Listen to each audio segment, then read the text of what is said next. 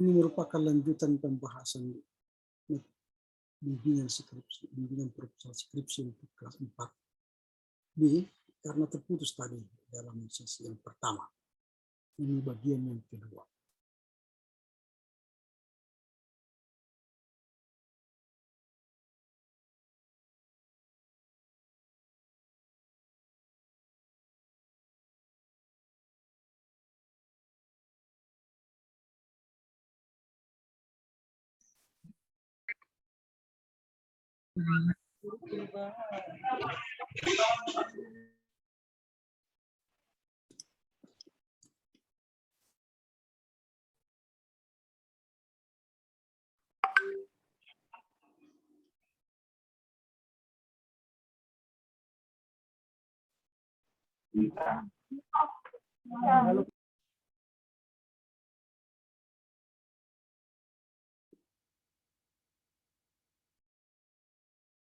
Oke, kita lanjut ya.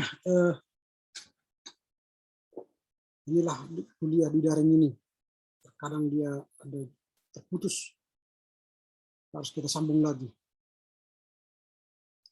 Ya, kita lanjutkan. Bagaimana supaya kita tidak melelahkan proses pembimbingan itu. Berarti kita harus memiliki hubungan yang baik dengan dosen. Karena kita harus sadar bahwa dosen itu memiliki karakter yang berbeda-beda. Ada dosen yang sangat kaku sekali. Ada dosen yang santai, bahkan ada yang terkesan gaul dan seru. Tapi kan kita tidak bisa memilih dosen yang menjadi bimbingan kita. Aturan kita yang menentukan dosen pembimbing adalah rapat dosen. Jadi kita tidak bisa menentukan dosen A sama aku itu gaul itu, dosen B sama aku itu baik itu, nggak bisa. Jadi yang menentukan dosen pembimbing itu adalah rapat dosen. Bukan berarti dosen itu gila hormat, tetapi komunikasi kita dengan dosen itu harus punya tata kerama, etika. Nah, hubungilah dosen kita supaya proses pembimbingan kita nanti berjalan dengan baik. Itu yang bagian yang kedua.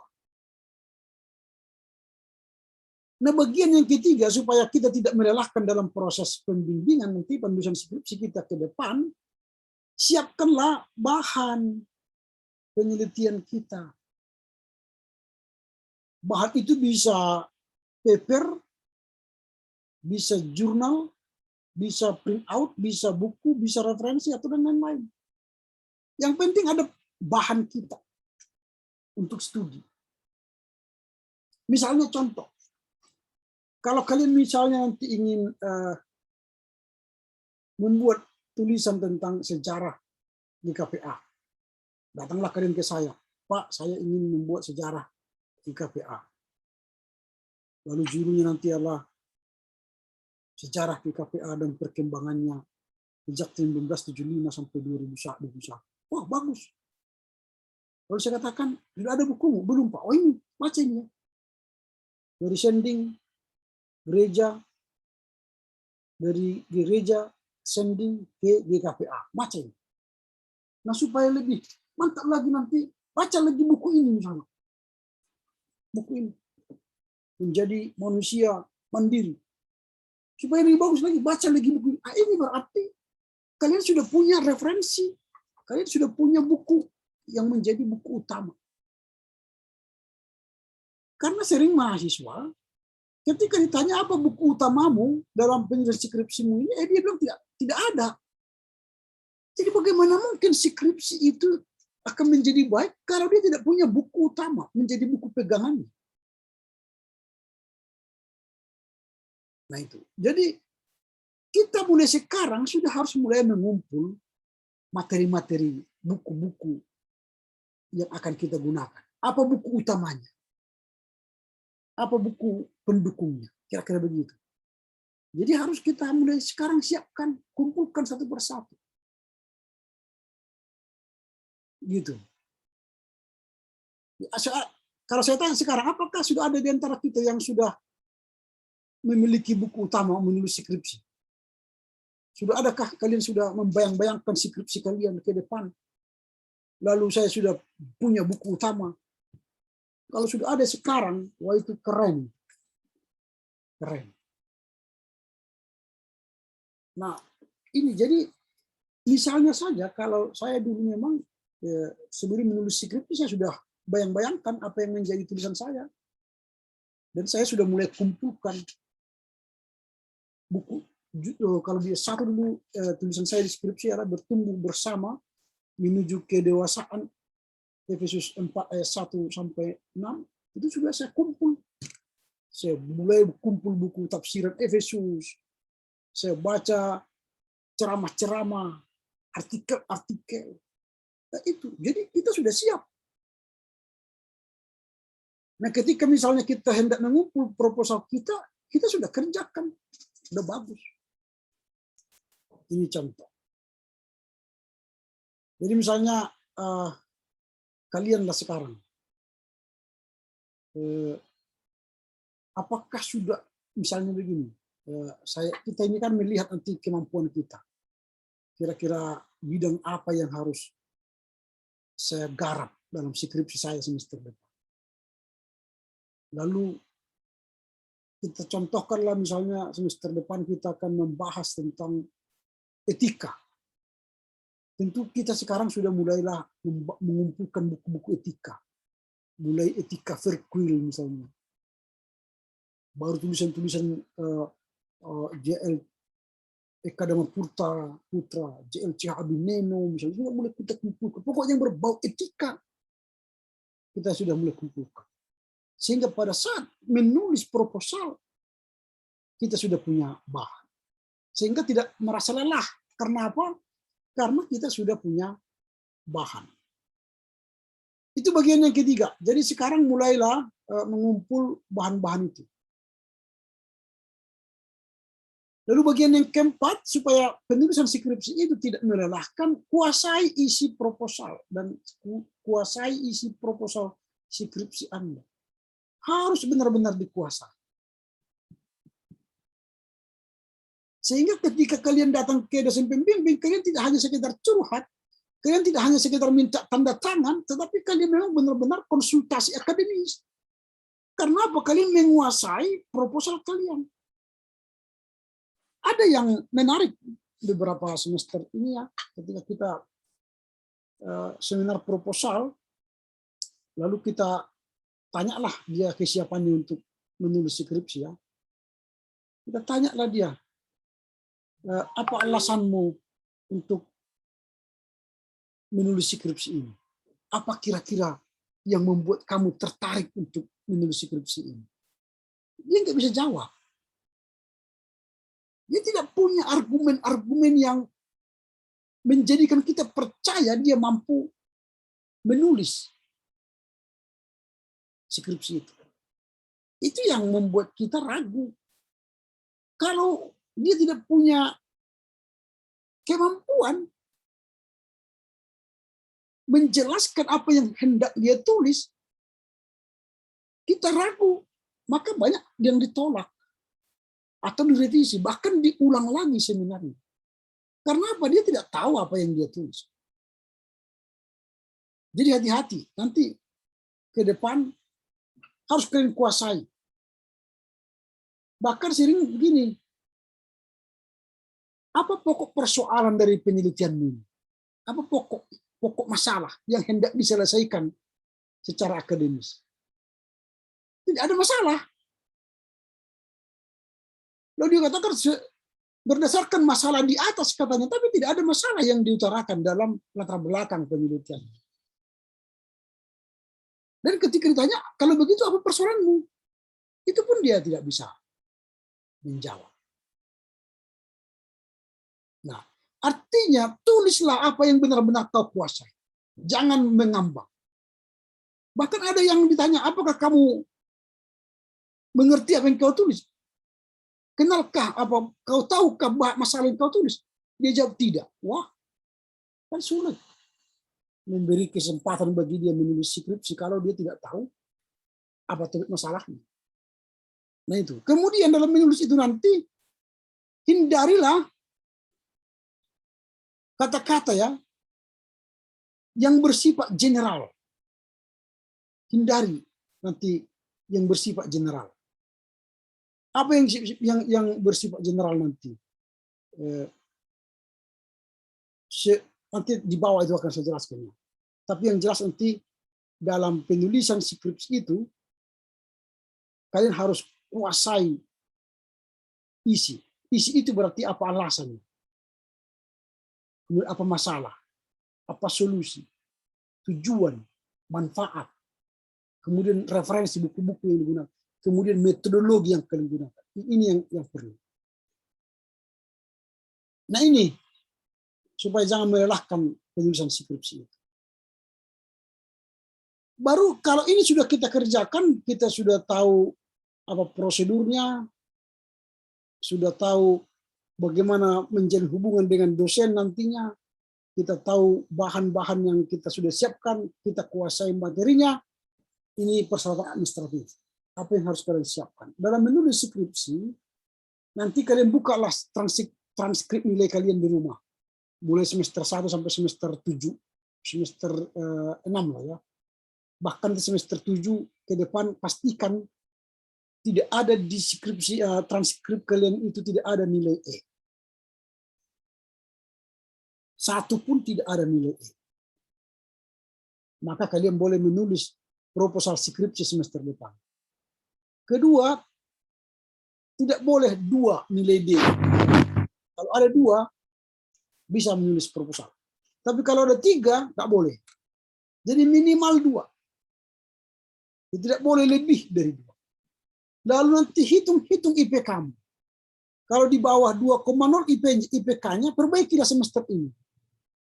Supaya semester depan bisa menulis proposal skripsi. Jadi harus IPK itu di atas 2. Apalagi kalau dia 2 ini kan pas-pas nih 2 ini. Apalagi sekarang gereja-gereja sudah membuat peraturan. Ada yang 2,75, ada yang 2,5. Kalau IP kita 2,0, ya kemana kita nanti melamar? Ke negara nggak ada lolos kan? Ya, perhatikan IPK itu. Lalu kemudian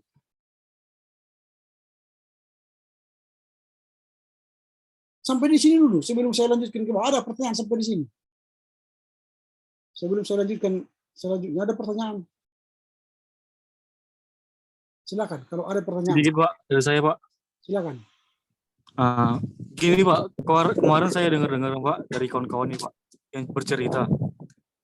Apakah ada gitu Pak batasan atau untuk menulis skripsi atau menulis proposal batasan nilai C Pak? Begitu dia Pak. Terima kasih Pak, saya kembalikan. Ya, di sini tadi tidak ada dibuat nilai C. Di sini tidak ada nilai C. Artinya yang hanya dilarang itu jangan ada nilai E. Yang kedua, jangan ada nilai D lebih dari 2. Baru IPK-nya di bawah, di atas 2,0 baru bisa menulis skripsi. Kalau soal C nggak ada. Entah 10 pun C-nya nggak apa-apa. Yang penting lihat ini. Kalau nanti 10 C mempengaruhi ke IPK saya 2,0, kalau yang pengaruhnya perbaiki. Kalau C semua pun sebenarnya sudah lolos 2,0. Semua C lolos ini. Sudah bisa menulis skripsi. Jadi tidak ada batasan. Tidak ada batasan nilai C. Yang ada batasannya ialah nilai D. Sampai 2 saja. Oke Pak, baik Pak. Terima kasih Pak. Oke, ada lagi yang mau bertanya? Tidak ada. Cukup jelas. Oke, kalau cukup jelas, saya lanjutkan lagi soal persyaratan tadi. Lalu kita punya batasan waktu dalam penulisan. Penulisan kita dibatasi ruang dan waktu yaitu hanya 6 bulan. Kalau S2 itu 9 bulan. Jadi sejak kalian menerima surat pembimbingan dan judul proposal kali itu disetujui menjadi penelitian, segeralah menghubungi dosen.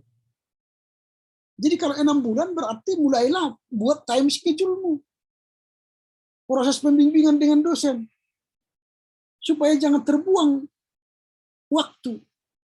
Nah, kalau di di surat itu nanti akan dijelaskan seperti ini di surat pembimbingan itu ya. Ada ini dijelaskan, waktu 6 bulan terhitung dari tanggal sekian sampai tanggal sekian. Apabila sampai ini ada penambahan waktu, ini ada apa ini? Ditentukan di apa itu. Jadi mulailah nanti kalian buat time schedule. Misalnya setelah dapat surat itu, jumpai dosen pembimbing bulan pertama, lalu itu kan sudah bisa kalian masukkan bab pertama. Seminar proposal itu kalau sudah disetujui, kan ketika ujian kan disuruh perbaikan. Ini begini, perbaikilah itu. Lalu itu sudah bisa kau kirimkan, kau berikan kepada dosen pembimbing menjadi bab 1. Lalu sembari dibaca dosen bab 1, kamu sudah bisa kerjakan bab 2. Berarti bulan pertama itu sudah bisa kau kerjakan 2 bab. Bab 1, bab 2. Lalu bulan kedua diperbaikilah bab 2 itu, sudah bisa kerjakan bab 3. Bulan keempat diperbaiki bab 3, sudah kerjakan bab 4. Bab 5 diperbaiki bab 4, bulan kelima kalian sudah diperbaiki bab 4, lalu sudah selesai bab 5. Bab 5 kan sebentar. Artinya 5 bulan sudah selesai, sudah kelar itu deskripsi. Lalu ada waktu bagi kalian 1 bulan untuk merevisi, memperbaiki, membaca ulang. Supaya skripsinya bagus. Menatanya dari awal. Tapi pengalaman kita di kampus, 4 hari atau 5 hari sebelum pengumpulan, barulah di situ kita bekerja keras. Ada yang tidak tidur sampai 3 hari 3 malam. Hanya untuk mengerjakan selesai skripsinya.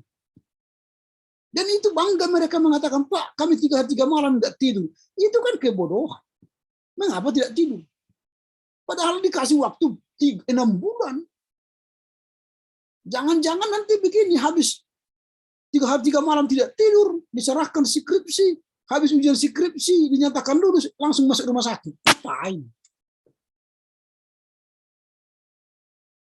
Kita kuliah itu bukan menjadi sakit, tapi kita kuliah itu sehat dan bertambah ilmu kita, tambah gelar kita, tapi sehat, panjang umur. Daripada nanti sakit-sakitan, sampai di jemaat sebagai pendeta, sakit-sakitan. Jemaat tidak suka dengan pendeta yang sakit-sakitan. Hari pertama datang ke rumah sakit, selamat sembuh ya Pak Pendeta, Ibu Pendeta ya. Hari kedua nggak datang lagi. Kalau sudah 3 kali bolak-balik rumah sakit, pindahkanlah pendeta ini sampai sakit terus kerjanya ini katanya nanti. Jadi harus jaga, jangan gara-gara kuliah kita sakit. Itu ya. Jadi mulai mengatur diri, menata diri supaya kita sehat, tapi skripsi kita bagus. Nah itu. Lalu nanti kalau misalnya 6 bulan itu tidak cukup waktu karena ya kita terlampau malas atau kurang perhatian, bisa perpanjangan, bisa dikasih 3 bulan. Tapi harus membayar 25% dari biaya studi tadi, biaya skripsi tadi. Kalau 2 juta, 25% berarti 250.000 per bulan. Kalau 3 bulan kali 3, 250. Lalu kalau misalnya 3 bulan ini pun tidak selesai, maka diberilah bukan perpanjangan, diulang lagi awal dengan mengganti judul. Serta memulai penulisan skripsi lagi dari awal. Membayar biaya seperti semula, dikenakan seperti semula. Tetapi ini tidak ada lagi perpanjangan. Dikasih 6 bulan tapi tidak perpanjangan. Kalau misalnya ini pun tidak selesai, 6 bulan diperpanjang 3 bulan, baru diulangi skripsinya dulu, baru 6 bulan tidak selesai, maka dia akan drop out. Nah itu tata cara batas pengerjaannya. Jadi jangan main-main, seriuslah. Nah itu ya. Sampai di sini ada kira-kira pertanyaan, sampai di sini soal batas waktu. Ada pertanyaan sampai soal batas waktu ini? Pas, Pak, pas. Pas, ya, cukup mengerti ya. Oke, kalau cukup mengerti, kita masuk pada pemilihan judul. Nah, kita diberi kebebasan memilih judul. Dari apa? Dari kemampuan dasar kita. Bagaimana kita melihat kemampuan dasar kita? Nanti baca lagi KRS-mu, kartu hasil studi. Lihatlah mulai semester 1, semester 6 itu. Di manakah kalian paling banyak nilai A? Kalau misalnya banyak nilai A itu etika. Etika 1A, etika 2A, seminar etika A. Oh, apalagi tentang pokoknya berbagai etika A. Wah, berarti saya bidang etika. Lihatlah misalnya sejarah gereja umum A, sejarah Indonesia A, secara gereja ini A, seminar sejarah gereja A. Wah, berarti saya sejarah gereja. Lihat. Itulah berarti kita. Evaluasilah kita. Jangan pula seperti ini. Pembimbing PBC, teologi PBC, bahasa Yunani C, seminar PBC, tapi membuat skripsi dari PB. Ya, enggak mungkin dong. Gitu ya. Jadi nanti lihatlah kemampuan kita. Di mana? Bacalah transkrip nilai kita itu. Baru tanya dirimu, aku ini bidang apa aku? Keahlianku apa? Nah, kalau sudah itu terjadi, kalian sudah baca-baca, lalu sudah lihat, mulailah sekarang atau pikirkan sejak sekarang. Jangan semester, sejak sekarang judul skripsi. Keahlianku rupanya ini.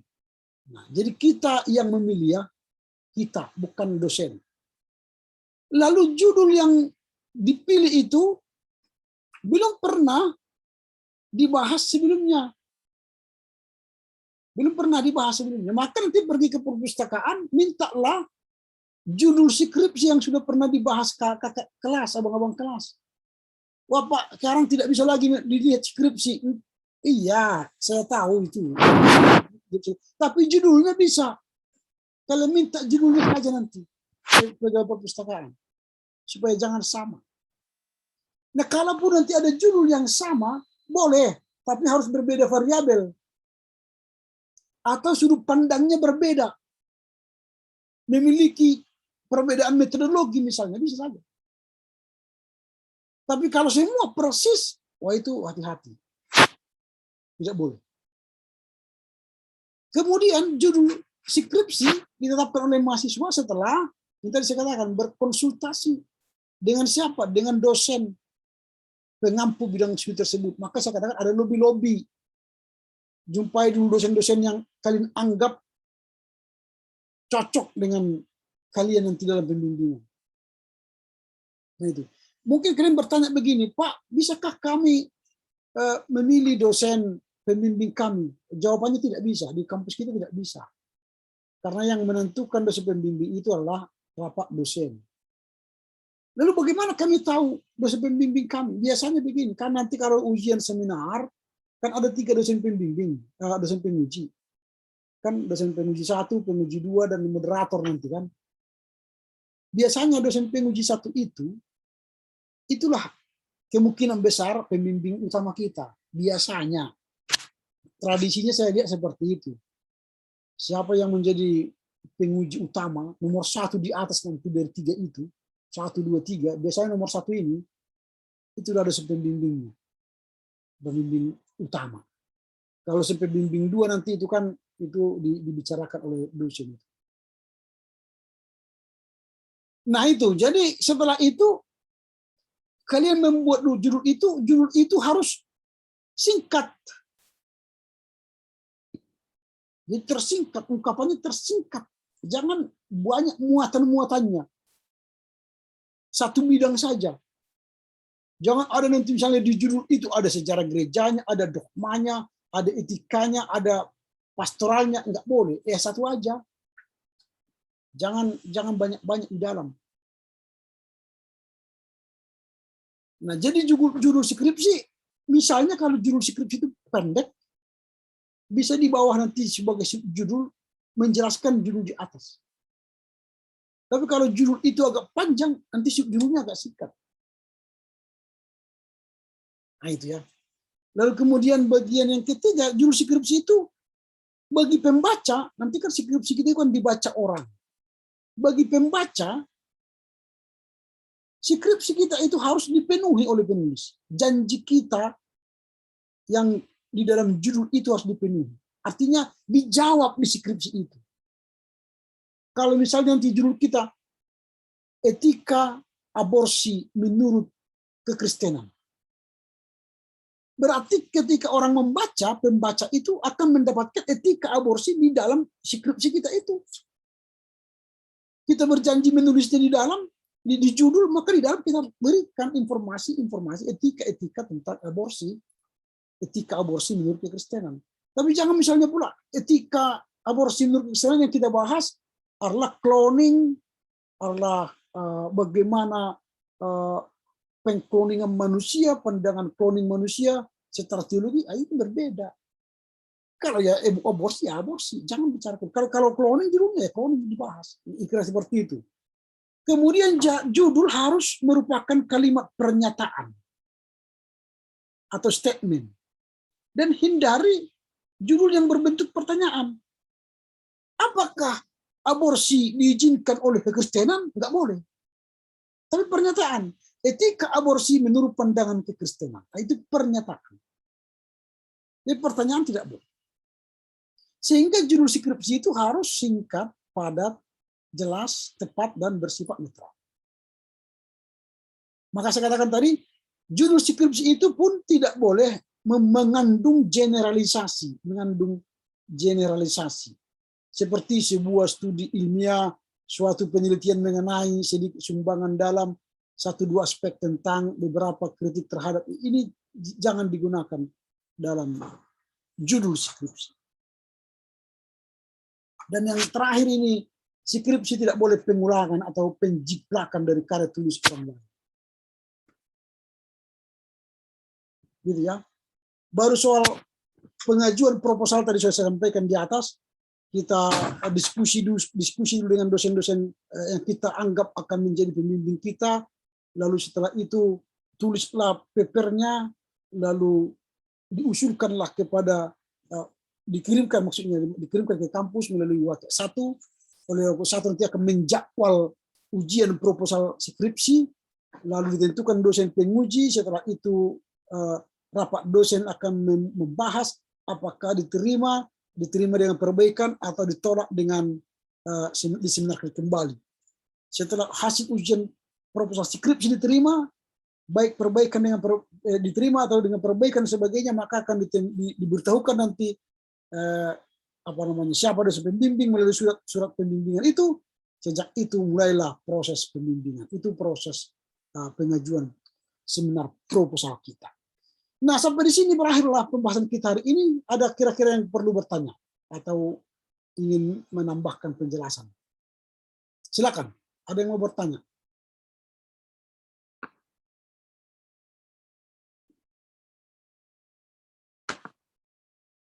Apakah sudah cukup jelas semua? Sudah dimengerti?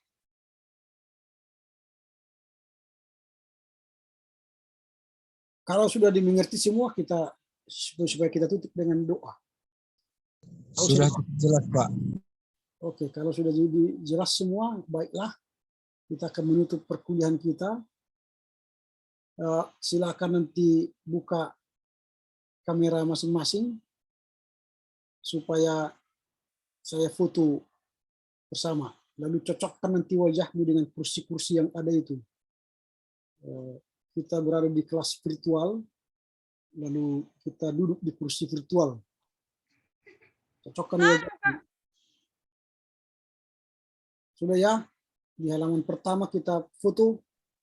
Belum, Pak. Muka saya nggak nampak situ, Pak. Cocokkan aja. Belum dapat Pak kami. Aku bangku nomor 2 ya, Pak. Cocokkan kursinya itu. Pak, muka aku, Pak. jelek di dalam, Pak. Mana gambar Pak? Nanti halaman kedua kita buka. Ini halaman pertama dulu. Siapa yang ada di sini ini dulu masukkan ya. Jessica masih maju kameranya, Pak. Jadi cocok-cocokkan lah. Jangan hanya Tahu di dia deh. jangan Udah hanya mewah sekali kok kita ya Pak. Kayak di luar negeri gitu. ya. Sudah ya, sudah cocok ya semuanya biar kita foto ya. Kayak coba. Pak, hitung ya Pak, biar senyum aku. Oke, Mana aku? 1, 2, Tutup kamera main sedang. 3. Sudah ya, biar saya pindah ke halaman berikutnya ya. 1, 2, 3. Oke. Nanti halaman berikutnya juga begitu. Buka kameranya, cocokkan dengan wajah kita masing-masing ya. Sebentar, biar saya masukkan apa namanya. Mulai. Oke, silakan cocokkan lagi kameranya dengan kursinya. Sudah ada yang sudah masuk tadi ya, yang gelombang pertama sudah masuk, gelombang kedua sudah masuk. Persiapan, Pak. Ayo coba. Pak, saya dulu. Oke ya, sudah kita mulai ya. 1, 2, 3. Atau begini ya. 1, 2. Oke, sudah terdokumentasi. Oke, saya pikir sudah kami ini di foto, nanti terimalah fotonya dengan baik. Saya serahkan kepada Komti untuk menutup dengan doa. Inilah siapa yang akan berdoa, Komti. Gideon Jai, Pak. Silakan Gideon Jai. Baik, kita bersatu dalam doa. Kami bersyukur Tuhan atas berkat Tuhan yang masih melimpah dalam hidup kami, baik melalui nafas kehidupan dan kesehatan yang masih dapat kami nikmati hingga saat ini. Bapak, kami sudah selesai melakukan pertemuan kami dengan Bapak dosen. Terima kasih untuk berkat yang sudah kau limpahkan untuk perlengkapan dan kelengkapan kami sehingga perkuliahan kami yang secara virtual ini berjalan dengan baik. Kami juga berharap Bapak untuk pertemuan kami selanjutnya Engkau juga yang mengambil andil di dalam bagiannya. Kami tahu kami adalah anak yang banyak memiliki dosa, untuk itu kami meminta kemurahan hati-Mu agar Engkau mengampuni dosa-dosa kami. Dalam nama Yesus, amin. Oke, selamat sore. Selamat aktivitas. Amin. Menjual Horas. Dua, Pak. Pak. Horas, Pak. Horas Pak. Horas.